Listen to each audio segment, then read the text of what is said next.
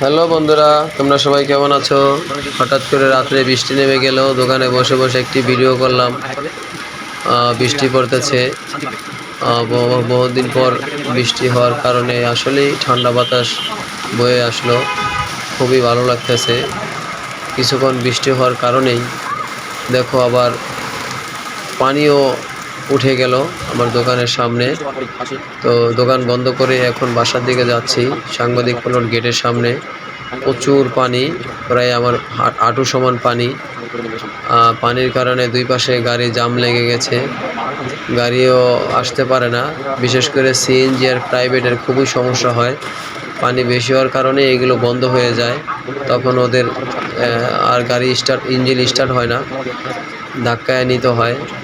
আবার আমার ডান পাশে দেখলাম একটি মুদি দোকানেও পানি ঢুকে গেছে।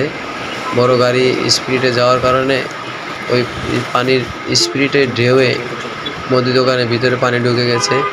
তাড়াতাড়ি তারা চাউলের বস্তা, ডালের বস্তা, আটার বস্তা এগুলো সরাচ্ছে বন্ধুরা।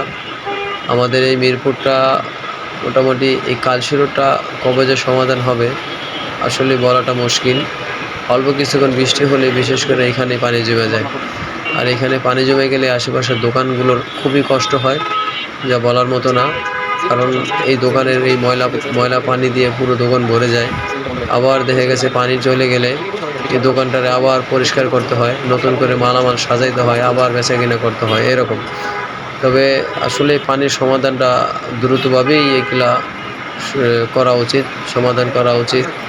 ঢাকা উত্তর সিটি কর্পোরেশনের পক্ষ থেকে এটা দ্রুতভাবেই উদ্যোগ নেওয়া উচিত, যাতে বৃষ্টিটা থেমে গেলে এখানে পানি এভাবে আর না জমে থাকে। সাধারণ মানুষের যাতে এরকম কষ্ট না হয়। সাধারণ মানুষও হেঁটে আসতে পারে না, হেঁটে আসলেও তাদের খুবই কষ্ট হয়। হাঁটুর উপরে পানি উঠে যায়, কাপড় চোপড়ও ভিজে যায়। আবার আসার সময় গাড়ির স্পিডে পানির ঢেউয়ে পুরো সারা শরীর ভিজে যায় এরকম। দেখতে থাকো বন্ধুরা ভিডিওটা। আজকের মতো এখানেই, ভালো থাকো, আসসালামু আলাইকুম।